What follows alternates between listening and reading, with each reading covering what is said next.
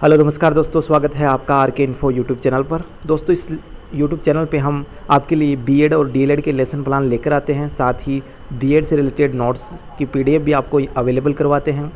तो आपको और अधिक लेसन प्लान की पीडीएफ चाहिए तो आप हमारे ब्लॉग पे जा सकते हैं। ब्लॉग का नाम है दोस्तों हमारा hindiTechArea.com। तो दोस्तों आज हम आपके लिए लेकर आए हैं डीएलएड का लेसन प्लान, और इस डीएलएड लेसन प्लान का जो प्रकरण है वह है हम भारत के भरत। ये कविता है दोस्तों, और हिंदी विषय का आज हमने लेसन प्लान यहाँ पर लिया है, कक्षा 5 के लिए है। तो आइए देखते हैं हम भारत के भरत लेसन प्लान किस प्रकार से तैयार कर सकते हैं। सबसे पहले हम जानेंगे शिक्षण उद्देश्य के बारे में। तो हमें शिक्षण उद्देश्य लिखने होते हैं। एक तरफ आप शिक्षण उद्देश्य लिखेंगे तो दूसरी तरफ आप लिखेंगे अपेक्षित व्यवहारगत परिवर्तन, यानी कि बच्चों के अंदर कौन से उद्देश्य से किस प्रकार का व्यवहारगत परिवर्तन आएगा। सबसे पहला उद्देश्य है दोस्तों ज्ञानात्मक, और ज्ञानात्मक में दो पक्ष हैं, एक कला पक्ष और दूसरा भाव पक्ष।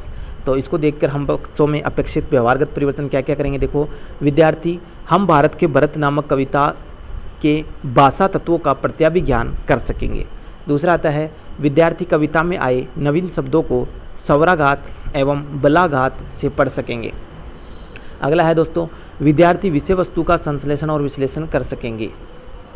इसके बाद आगे चलते हैं। अगला शिक्षण उद्देश्य है हमारा अर्थ ग्रहण। अर्थ ग्रहण, तो अर्थ ग्रहण में देखेंगे हम, और अर्थ ग्रहण में देखिए क्या अपेक्षित व्यवहारगत परिवर्तन होते हैं। पहला है विद्यार्थी हम भारत के भरत कविता को मनोयोग से सुनकर कविता का सार ग्रहण कर सकेंगे। दूसरा है विद्यार्थी कविता को पढ़कर कविता के विचारों एवं तथ्यों का चयन कर सकेंगे। तीसरा उद्देश्य आता है अभिव्यक्ति, और इसका व्यवहारगत परिवर्तन है विद्यार्थी सस्वर पाठ करके अपनी मौखिक अभिव्यक्ति प्रस्तुत करेंगे। दूसरा है विद्यार्थी मुहावरेदार भाषा का प्रयोग कर सकेंगे। इसी प्रकार दोस्तों चलते हैं आगे वाले शिक्षण उद्देश्य में, और अगला उद्देश्य है अभियोगिता। अभियोगिता, तो अभियोगिता में लिखेंगे विद्यार्थी उचित स्वर आरोह अवरोह से कविता पाठ करने की अभियोगिता विकसित कर सकेंगे। इसके बाद आता है अभिरुचि, बच्चों में क्या रुचि प्रकट होगी। तो विद्यार्थी कविता पढ़कर सद्य साहित्य एवं अनेक कवियों के प्रति रुचि विकसित कर सकेंगे। इसके बाद अगला आता है विद्यार्थी अन्य कविताओं को कंठस्थ कर सकेंगे। इस प्रकार का अभिरुचि से इनके अंदर अपेक्षित व्यवहारगत परिवर्तन होगा। अगला आता है अभिवृत्ति। अभिवृत्ति में क्या होगा, देखो विद्यार्थी हम भारत के भरत नामक कविता से श्रम, बलिदान, देशभक्ति की भावना को समझ सकेंगे। इसके बाद शिक्षण बिंदुओं के बाद दोस्तों हम क्या करेंगे, सहायक सामग्री का प्रयोग करेंगे, और जो सहायक सामग्री आप पढ़ाते हुए काम में लेते हैं वो यहाँ पर लिखनी होती है। जैसे भारत का चित्र दिखाएंगे बच्चों को, देशभक्तों के चित्र दिखाएंगे, शहीदों के चित्र दिखाएंगे, स्वेद वर्तिका का उपयोग करेंगे, झाड़न यानी डस्टर का उपयोग करेंगे, संकेतर यानी पॉइंटर का उपयोग करेंगे। तो आपको यहाँ पर शिक्षण सहायक सामग्री लिख देनी है, और इसके बाद चलना है आगे। इसके बाद आगे हम लिखेंगे पूर्व ज्ञान परीक्षण। बच्चों को पहले से क्या ज्ञान है उसके बारे में। तो छात्र अध्यापक विद्यार्थियों से पूर्व ज्ञान की जानकारी प्राप्त करेगा, वह इस हेतु प्रश्न करेगा। इसके बाद आगे हम चलते हैं। तो आगे हमें बनानी होती है प्रस्तावना, बच्चों से टॉपिक को निकलवाना, यानी कि प्रस्तावना कौशल शुरू करते हैं। एक तरफ आपको छात्र अध्यापक क्रियाएँ और दूसरी तरफ आपको छात्र क्रियाएँ या विद्यार्थी क्रियाएँ लिखनी है, और फिर प्रश्न शुरू करने हैं। तो प्रश्न क्रम संख्या 1 है राष्ट्रपति भवन कहाँ स्थित है। उत्तर है दिल्ली में। अगला है दिल्ली किस देश की राजधानी है, भारत की। भारत के वीर बालक के नाम बताओ जो अपने बचपन के साथ खेला करते थे, उसका नाम था भरत।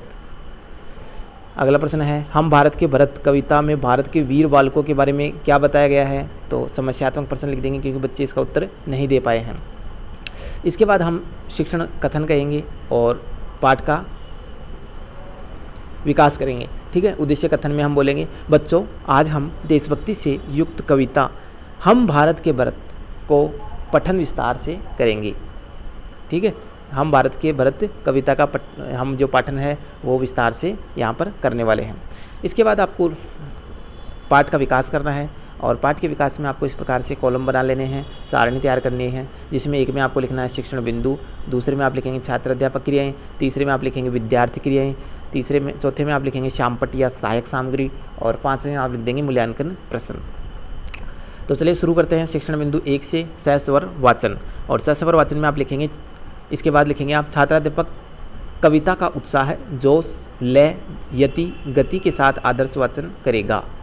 और इसके बाद क्रिया में हमें लिखना है विद्यार्थी श्रवण व मनन करते हुए कविता को समझेंगे। सहायक सामग्री में आपको लिखना है भारत देश का चित्र, साथ ही देशभक्तों का चित्र हम बच्चों को दिखाएंगे। इसके बाद हम आगे चलेंगे अनुकरण वाचन। अनुकरण का मतलब दोस्तों बच्चों जैसा हम करते हैं वैसा देख के करेंगे। तो छात्राध्यापक बच्चों को अनुकरण वाचन का निर्देश देगा। विद्यार्थी उत्साह व जोश के साथ कविता का वाचन करेंगे और इधर आपको लिखना है विद्यार्थी के वाचन द्वारा आकलन करें। इसके बाद आपको आगे लिखना है चरण पूर्ति। ठीक है दोस्तों, अगला क्या लिखोगे आप? चरण पूर्ति। छात्राध्यापक एक चरण पढ़ेगा और विद्यार्थी अगले चरण का वाचन करेंगे। इधर आप लिखेंगे छात्र के वाचन के माध्यम से आकलन। और अगला शिक्षण बिंदु है अशुद्धि संशोधन। बच्चों ने क्या क्या अशुद्धि किया है उसका संशोधन करवाना है। तो छात्राध्यापक क्रिया में आप लिखेंगे छात्राध्यापक विद्यार्थियों द्वारा उच्चारित अशुद्ध शब्दों को अन्य छात्रों की सहायता से शुद्ध करवाएगा। ठीक है, और विद्यार्थी निर्देशानुसार क्या करेंगे? शुद्ध वाचन करेंगे। अशुद्ध शब्द हम लिख देंगे यहाँ पर, अशुद्ध और शुद्ध लिखेंगे, एक तरफ अशुद्ध और दूसरी तरफ शुद्ध। तो अशुद्ध हम जैसे लिखते हैं मिट्टी, तो मिट्टी को इस प्रकार से शुद्ध लिखेंगे। और माँ को इस प्रकार से हम शुद्ध कर देंगे। परीक्षा को हम इस प्रकार से शुद्ध करेंगे। सौगंध को हम इस प्रकार से शुद्ध लिख देंगे। ठीक है दोस्तों, इस प्रकार आगे का जो शिक्षण बिंदु आता है वो आता है काठिन्य निवारण। काठिन्य निवारण में आप क्या करोगे? एक तरफ शब्द लिखने हैं, दूसरी तरफ अर्थ लिख देना है, तीसरी तरफ आपको विधि लिख देनी है और चौथी तरफ आपको स्पष्टीकरण लिख देना है। ठीक है दोस्तों, और आपको एक ब्लैक शीट तैयार करके उस पर कुछ शब्द आपको लिख देने हैं। इसके बाद इधर प्रश्न में आपको लिखना है, मूल्यांकन प्रश्न में भरत किसके पुत्र हैं, दूसरा है सौगात का अर्थ क्या है, और एक वर्ष में महीनों की संख्या कितनी होती है। ठीक है, मैं जल्दी जल्दी बोल रहा हूँ क्योंकि वीडियो लंबा ना हो जाए। और इसके बाद अगला जो चरण आता है लेसन प्लान का वो आता है गृह कार्य में हम लिख देंगे कविता को कंठस्थ कर अपनी कक्षा में सुनाइए। यानी कि बच्चों को कविता याद करके लानी है, तो यह हम बच्चों को क्या दे देंगे? गृह कार्य दे देंगे। और इस प्रकार से हमारा लेसन प्लान जो है वो कंप्लीट हो जाएगा। तो दोस्तों आपको लेसन प्लान कैसा लगा? और भी लेसन प्लान आपको चाहिए और PDF चाहिए आपको, तो PDF के लिए आप हमारे इस ब्लॉग पे जा सकते हैं जिसका नाम है www.hinditecharia.com। ठीक है दोस्तों, यहाँ से आप सभी प्रकार के लेसन प्लान की PDF डाउनलोड कर सकते हैं और अपने लेसन प्लान को आसानी से बना सकते हैं। ठीक है दोस्तों, मिलेंगे नए वीडियो में, तब तक के लिए धन्यवाद।